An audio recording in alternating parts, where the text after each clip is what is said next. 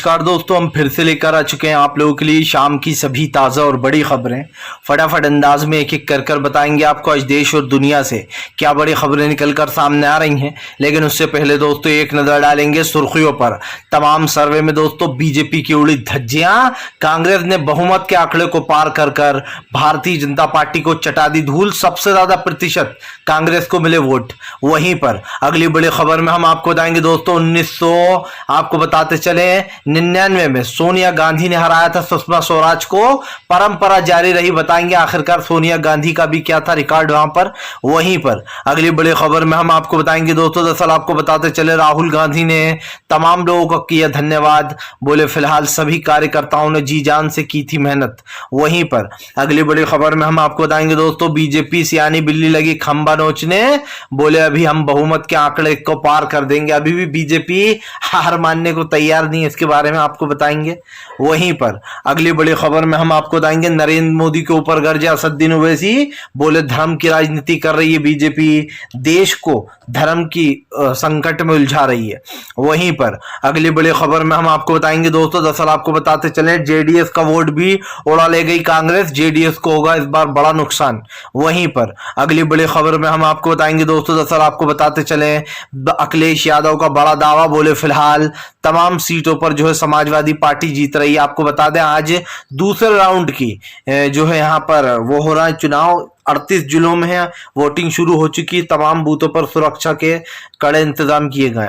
वहीं पर दोस्तों राजस्थान अशोक गहलोत के सामने पीएम ने फिर से कर दिया चुनावी प्रचार शुरू। बोले मंत्री सीएम पर विश्वास नहीं करता, सीएम मंत्रियों पर नहीं करते। बताएंगे तो अशोक गहलोत ने कहा अभी से चुनावी मूड में आ गए, 8 महीने बाद राजस्थान में भी चुनाव है। वहीं पर अगली बड़ी खबर में हम आपको बताएंगे दोस्तों, दरअसल आपको बताते चले बीजेपी के ऊपर गर्जी सुप्रिया श्रीनेत। बोले नहीं काम आया हिंदू मुस्लिम का मुद्दा, बीजेपी सिर्फ नफरत फैलाने के लिए करती है प्रोपेगेंडा। आप समझिए दोस्तों, अब द केरल स्टोरी भी धीरे धीरे गायब हो जाएगी।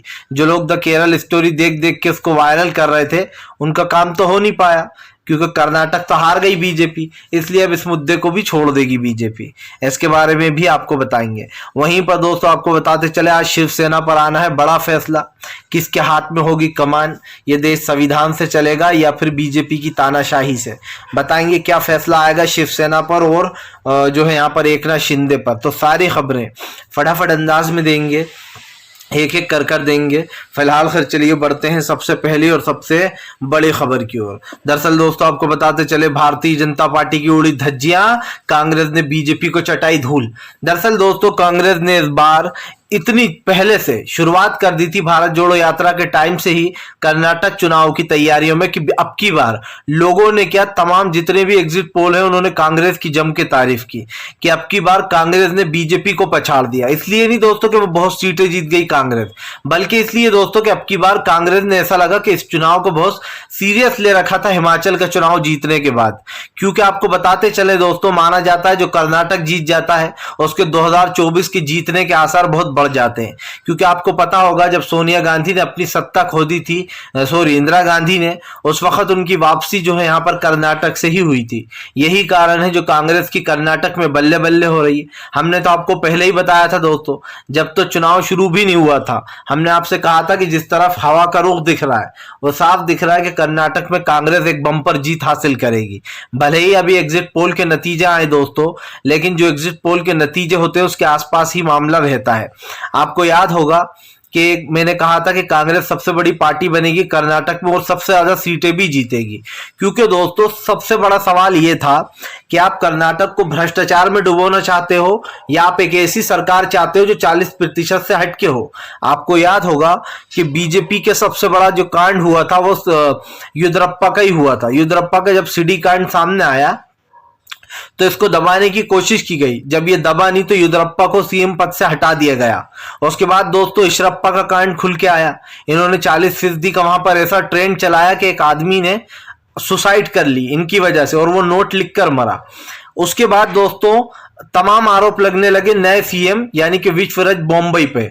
बॉम्बई ने दोस्तों न सिर्फ कर्नाटक में हिजाब को बैन किया बल्कि हिजाब के मुद्दे को उठाकर उसने करप्शन को और बढ़ावा दिया और हिंदू मुसलमान मस्जिदों में मंदिर बनाने की बात, इस तरीके के भी मुद्दे जो है यहाँ पर हावी रहा है, क्योंकि आपको बता दें कर्नाटक में मुस्लिमों की संख्या भी काफी ज्यादा है। फिलहाल चलिए बढ़ते हैं एक और अगली बिग ब्रेकिंग की तरफ। बता दोस्तों अगली जो बड़ी खबर निकल के आ रही है, आपको बताते चले दोस्तों, पकड़ा गया दोस्तों कर्नाटक में केश तो भड़क गए कपिल सिब्बल। दरअसल दोस्तों आपको बताते चले, जिस तरीके से कर्नाटक में 300 कुछ करोड़ रुपए दोस्तों पकड़े गए, 371 करोड़ के लगभग पैसा, उसको लेकर आपको बताते चले, हाँ 373 करोड़। आपको बता दें दोस्तों कर्नाटक विधानसभा चुनाव के बीच में कर्नाटक से 373 करोड़ रुपए कैश बरामद हुआ है। सवाल ये उठता है, कपिल सिब्बल ने कहा कि मैंने किसी के मुंह से सुना था, यानी कि दोस्तों प्रधानमंत्री कपिल सिब्बल ने कहा कि प्रधानमंत्री ने कहा था कि मैं नोटबंदी कर रहा हूं, उसके बाद जो काला धन कहीं पर भी दिखाई नहीं देगा। यहां तक कि प्रधानमंत्री ने तो यह भी कह दिया था कि आतंकवाद बंद हो जाएगा काला धन खत्म होने के बाद। लेकिन दोस्तों आप समझिए, अब कपिल सिब्बल ने सवाल उठाते हुए कहा कि अगर काला धन बंद हो गया है तो फिलहाल 373 करोड़ रुपए कैश कहां से आया कर्नाटक में, वो भी दोस्तों चुनाव के वक्त। और आपको पता है ये कैश किसका है दोस्तों और कहां से आया था? ये कैश इसलिए आया गया था दोस्तों ताकि लोगों को पैसा बांटा जाए, शराब की बोतलें बांटी जाएं, उनको गिफ्ट बांटे जाएं चुनाव से पहले और वोट लेने की प्रक्रिया को पूरा किया जाए। कल एक वीडियो भी सोशल मीडिया पे वायरल हुआ जिसमें बीजेपी के लोग कर्नाटक के लोगों को गिफ्ट दे रहे हैं। लोग इतने भड़क गए कि बीजेपी के नेताओं के गिफ्ट जो थे वो उनके ही घर पे दे मारे। जाहिर सी बात है, आप जनता को खरीदने की कोशिश कर रहा हो, आप 100 रुपए का 200 रुपए की बोतल देकर दारू की या फिर एक सड़े सा गिफ्ट देकर आप जनता से वोट हासिल करना चाहते हो, लेकिन जनता ने वो गिफ्ट आपके मुंह पे दे मारा है। लानत है आप पे, आपने जनता के लिए कुछ किया तो नहीं, लेकिन आप जनता का वोट जरूर खरीदने की कोशिश करते हो। अब कपिल सिब्बल ने सवाल पूछा है कि अगर काला धन बंद हो गया तो ये कैश कहां से आया। पिछली बार भी कपिल सिब्बल ने 2018 में सवाल उठाया था। चलिए बढ़ते हैं एक और अगली बिग ब्रेकिंग की तरफ। बता दोस्तों अगली जो बड़ी खबर निकल कर आ रही है, आपको बताते चले दोस्तों, चाणक्य एग्जिट पोल में कांग्रेस को सबसे ज्यादा सीटें। आपको बता दें दोस्तों चाणक्य एग्जिट पोल काफी ज्यादा सटीक रहता है, न्यूज 24 का ये एग्जिट पोल है। इसमें काफी कुछ जो है यहाँ पर ये कह सकते हैं कि करीब करीब रहता है, थोड़ा बहुत ऊपर नीचे जाता है। आपको बता दें इसमें कांग्रेस को 120 से 125 सीटें मिल रही हैं, तो वहीं भाजपा को दोस्तों लगभग 80 से 92। हालांकि भाजपा और कम भी जा सकती है। वहीं आपको बता दें जेडीएस सिर्फ 12 सीटें मिल रही हैं, हालांकि 12 से 20 सीट भी हो सकती है। आपको बताते चले दोस्तों इस चाणक्य पे सबसे ज्यादा कांग्रेस को सीटें मिली हैं। और अगर आप तमाम एग्जिट पोल को देखेंगे तो तमाम एग्जिट पोल के नतीजे एक ही आ रहे हैं। सबसे बड़ी बात यह दोस्तों कि क्या 2024 का बिगुल बज चुका है? क्या कर्नाटक में दोस्तों परंपरा जारी रही? आप समझिए, हालांकि परंपरा ये कह सकते हैं कि कांग्रेस ने बदल दी है। क्यों बदल दी है दोस्तों? क्योंकि पिछली बार भी कांग्रेस की सरकार बनी थी, लेकिन बीजेपी ने उस सरकार को 1 से 1.5 साल चलने दिया, उसके बाद गिरा दिया। विधायक खरीदकर उसने अपनी सरकार बना ली। मामला यही खत्म नहीं होता दोस्तों।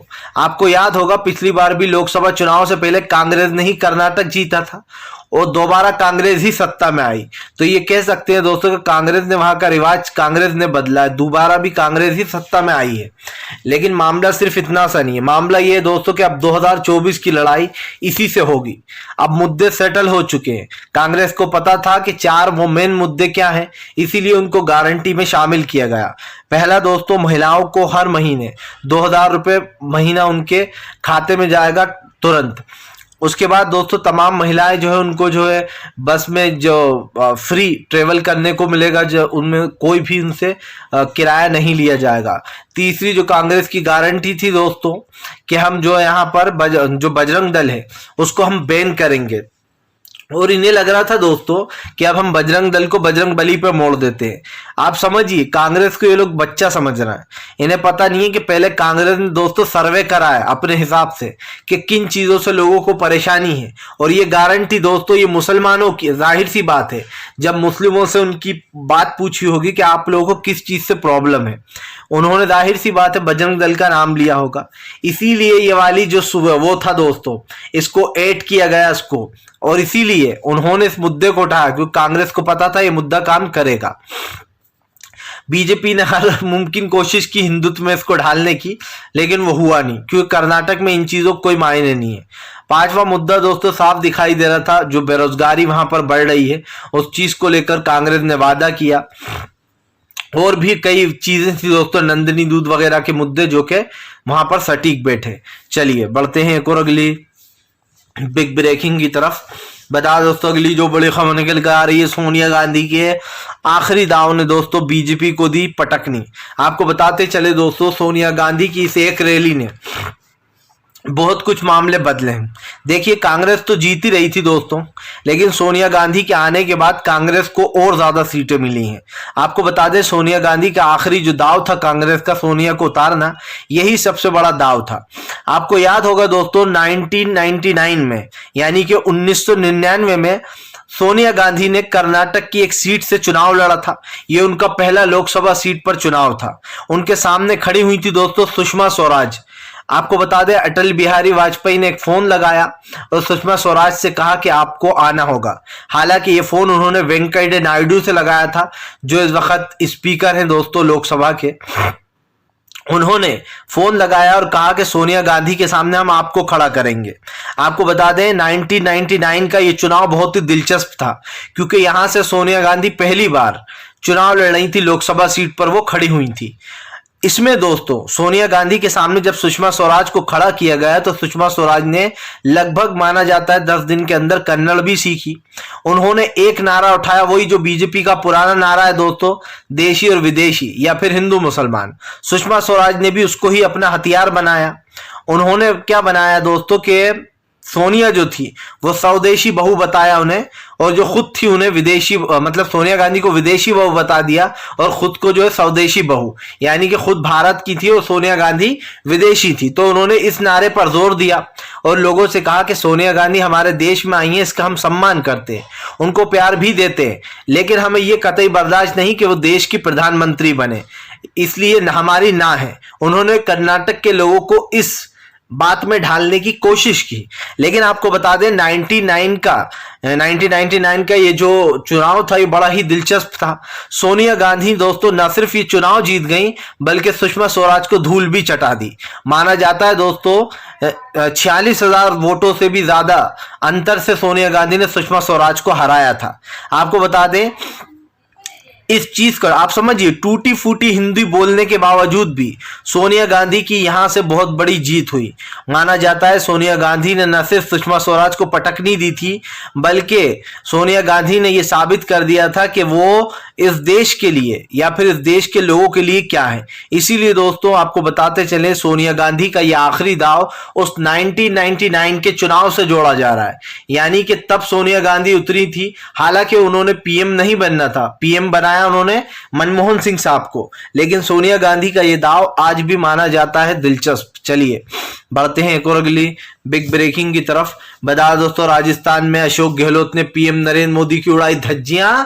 पीएम नरेंद्र मोदी के मुंह के सामने आप समझिए मंच पे खड़े होकर गुजरात से बेहतर बता डाला राजस्थान को। आपको बता दें अशोक गहलोत ने कहा कि आज राजस्थान गुजरात से बेहतर है। हमारे राजस्थान में जो कानून लागू किए गए हैं, अभी जो आपको पता होगा दोस्तों, जो डॉक्टरों को लेकर, जो फ्री इलाज को लेकर भी एक कानून लाया गया है, वो सबसे पहला ऐसा राज्य बन गया है राजस्थान जहां पर इस कानून को लागू किया गया है। यही नहीं, आपको बता दे चले अशोक गहलोत ने पीएम नरेंद्र मोदी पर तंज कसते हुए कहा कि नरेंद्र आप हर वक्त आते हैं प्रधानमंत्री जी, आप पूरे देश घूमे हुए, आपको बहुत अनुभव है, आप हमेशा आते हैं, हम उन दो चीजों को लागू करने की बात करते हैं, उन दो कानूनों को, आपको तत्काल में उन कानूनों को लागू करना चाहिए। आपको बता दें दोस्तों एक मामला पानी का है कि राजस्थान के लोगों को साफ पानी नहीं मिलता और खास करके गर्मी में उसकी बड़ी किल्लत होती है। यही कारण है जो राजस्थान में अशोक गहलोत ने नरेंद्र मोदी के मुंह के सामने आप समझिए उस मुद्दे को उठाया। उस मुद्दे को न सिर्फ उठाया गया बल्कि इस मुद्दे को एक बड़ी हवा दी गई। जाहिर सी बात है दोस्तों, अगर आप किसी एक चीज पर काम करते हो तो अशोक गहलोत की जो एक मुझे एटीट्यूड दिखाई दे रहा था उनके अंदर, वो एटीट्यूड बड़ा कमाल का था दोस्तों देखिए घमंड नहीं होना चाहिए इंसान में, लेकिन एटीट्यूड का होना बहुत जरूरी है। अगर आपके अंदर एटीट्यूड नहीं है तो आप ये समझ लीजिए दोस्तों आप खाली हैं। एटीट्यूड का मतलब ये नहीं होता कि आप छोटे इंसान से बुरे तरीके से बात कर रहा हो या फिर उसको एक तरीके से एक वो देकर जा रहा हो। दोस्तों आप एटीट्यूड कह रहे मैं इससे बात क्यों करूं।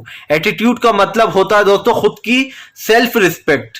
मान लीजिए कोई आपसे बात नहीं कर रहा, आप उससे जाकर एक बार बात करोगे, उसको इंटरेस्ट नहीं, आप दोबारा जाकर बात करोगे, तो मुझे ऐसा लगता है कि वो इंसान खाली है, उसके अंदर दोस्तों आप समझिए जरा सी भी खुद की सेल्फ रिस्पेक्ट नहीं है। तो दोस्तों उसको कहते हैं एटीट्यूड। कल मैंने अशोक गहलोत के अंदर वो देखा, मैंने देखा कि अशोक गहलोत पीएम नरेंद्र मोदी के सामने जिस तरीके से वो बैठे थे, जो उनकी बॉडी लैंग्वेज थी दोस्तों, उनकी बॉडी लैंग्वेज साफ बता रही थी कि अशोक गहलोत बड़े ही एटीट्यूड में बैठे हुए हैं। जैसे कि नरेंद्र मोदी के सामने कह रहा हूं कि भैया सरकार गिराने की कोशिश कर ली तुमने लेकिन गिरा नहीं पाए, अभी भी कोशिशें करते रहते हैं बीजेपी वाले। फिलहाल चलिए बढ़ते हैं एक और अगली बिग ब्रेकिंग की तरफ। बता दोस्तों अगली जो बड़ी खबर निकल कर आ रही है आपको बताते चले दोस्तों, कांग्रेस की जीत पर सिद्धरामैया ने बीजेपी को घेरा, बोले जनता ने बता दिया कि वो किसके साथ है। आपको बताते चले दोस्तों 13 तारीख के दिन रिजल्ट आएगा, लेकिन उससे पहले ही कांग्रेस की जो जीत है दोस्तों वो सामने दिख रही है। हालांकि दोस्तों कांग्रेस तमाम जगहों पर नजर रखे हुए है, तमाम ईवीएम पर कांग्रेस की नजर है। जाहिर सी बात है बीजेपी कभी भी कहीं पर भी घपला कर देती है, ईवीएमओ को बदला देती है, इसीलिए कांग्रेस के तमाम कार्यकर्ता मशीनों पर भी नजर रखे हुए हैं। और दोस्तों सबसे बड़ी बात यह कि सिद्धरामैया जो कि सीएम रह चुके हैं, पूर्व सीएम रह चुके हैं, उन्होंने बीजेपी को छोड़ा क्यों था? क्योंकि बीजेपी में दोस्तों उनकी रिस्पेक्ट नहीं हो रही थी। सबसे बड़ी बात यह, ऐसे ही दोस्तों जगदीश शेट्टर का था, शेट्टर ने भी बीजेपी को ठेंगा दिखा दिया और कांग्रेस में शामिल हो गए। कांग्रेस ने उन तमाम नेताओं को अपने साथ कर लिया था जो कहीं ना कहीं बीजेपी के साथ थे। बात सिर्फ इतनी सी नहीं है, ये जीत दोस्तों जनता की जीत है, क्योंकि कर्नाटक में जो करप्शन फैला रही थी बीजेपी, उससे कम से कम निजात मिलने वाला है वहां के लोगों को। 40% की सरकार को दोस्तों जनता ने धूल चटा दी है। अब कम से कम नरेंद्र मोदी को ये मान लेना चाहिए कि कोई मोदी मैजिक नहीं है। अगर चुनाव सही से लड़ा जाए, अगर चुनाव में वोट देने वाले लोग सही मुद्दों पर सोचकर वोट दें, तो ना मोदी मैजिक चलता है दोस्तों, ना कोई और सा मैजिक चलता है। मुझे पूरा यकीन है इस हार का श्रेय मोदी जी कभी नहीं लेंगे, क्योंकि ये लोग हर जगह बस एक चीज कहते फिरते हैं, यहां पर मोदी मैजिक है, वहां पर मोदी मैजिक। कह रहे भैया हिमाचल में क्यों नहीं चला मोदी मैजिक, कर्नाटक में क्यों नहीं चला मोदी मैजिक, और आप समझिए ममता बनर्जी के यहां पर क्यों नहीं चला मोदी मैजिक। कोई मोदी मैजिक वगैरह नहीं है दोस्तों। अगर आप चुनाव सही से लड़ोगे, अगर आपके जो बूथ है उसकी सुरक्षा निगरानी सही है, तो दोस्तों आप किसी को भी हरा सकते हो। कहते हैं ना दोस्तों कि हार से पहले कभी हार नहीं मानना चाहिए, और इंसान को घमंड जो है दोस्तों वो बहुत बुरी हार करवाता है। जिस इंसान को ये लगने लगता है कि मुझसे बड़ा कोई नहीं है या फिर मुझे कोई हरा नहीं सकता है, उसकी हार निश्चित होती है। बीजेपी वाले बार बार ये नारा देते हैं कि नरेंद्र मोदी को देखकर लोग वोट देते हैं, और खुद नरेंद्र मोदी भी हर जगह ये कहते हैं नगर निकाय का चुनाव है मुझे देखकर वोट दो, अगर विधानसभा का चुनाव है मुझे देखकर वोट दो। भैया आप इस देश के पीएम हो, आपको देखकर वोट क्यों दे? अगर नगर निगम का चुनाव हो रहा है दोस्तों, म्युनिसिपल का चुनाव हो रहा है, तो मोदी को वो देखकर वोट क्यों दे? आप समझिए खुद के चेहरे पर हर जगह वोट मांगते फिरते हैं। मतलब ये इनका मतलब ये कि अगर खूनी रेपिस्ट को भी हमने खड़ा करा है टिकट देके, तो बस मोदी का चेहरा देखकर वोट दे डालो। पागल थोड़ी है जनता जो आपको याद रख के हर किसी को वोट दे देगी। चलिए बढ़ते एक और अगली बिग ब्रेकिंग की तरफ। बता दोस्तों अगली जो बड़ी खबर निकल कर आ रही है आपको बताते चले दोस्तों, भारतीय जनता पार्टी के ऊपर जमकर गरजे असदुद्दीन ओवैसी, बोले धर्म की राजनीति खतरनाक होती है, बीजेपी धर्म की राजनीति कर रही है। आपको बताते चले ओवैसी ने कहा कि प्रोपेगेंडा फिल्मों को बढ़ावा दे रही है। अभी तो ये आई है, इसके बाद और कई फिल्में बनवाएगी बीजेपी।